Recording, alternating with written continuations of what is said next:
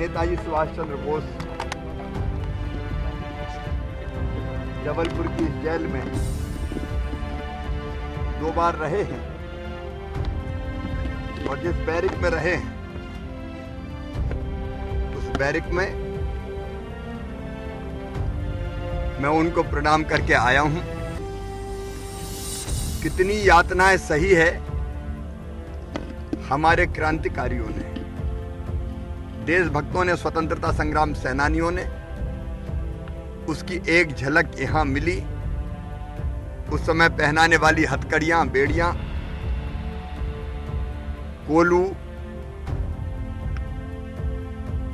फांसी देते थे उसका रिहर्सल करने का, लकड़ी का जो पुतला बना है वो, एक ने अनेकों चीजें। और नेताजी सुभाष चंद्र जी बोस ने जो पत्र लिखा था, हस्तलिखित पत्र की प्रतिलिपि भी यहां सुरक्षित है। यह हमारे लिए तीर्थ स्थल है। मैं अमर शहीदों का चारण उनके यश गाया करता हूं। जो कर्ज राष्ट्र ने खाया है मैं उसे चुकाया करता हूं। आज श्रद्धा सुमन अर्पित करते समय मेरे मन में यही भाव आ रहे थे।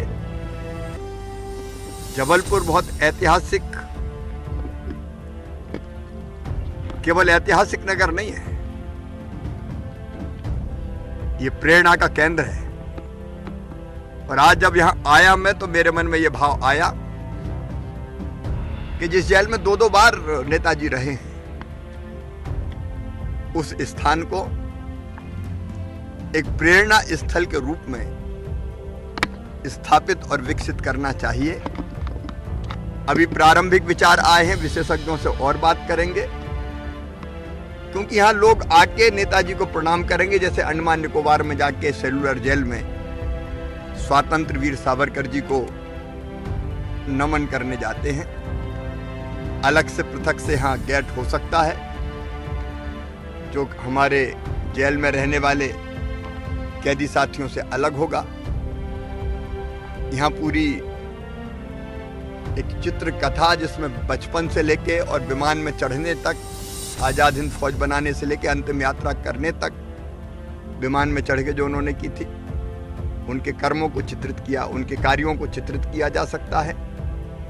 कोई डॉक्यूमेंट्री फिल्म उनके जीवन पे छोटी बन सकती है, जिसको लोग आके देखें और देशभक्ति की प्रेरणा लें। कुछ और विशेषज्ञों से चर्चा करके इसको अंतिम रूप देंगे।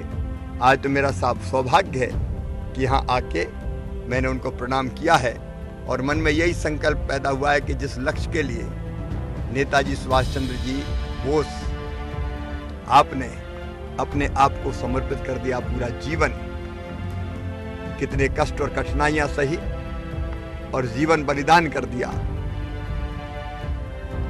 सचमुच में ये स्थल धन्य है। और हम अपनी जनता को आजादी के बाद जो न्याय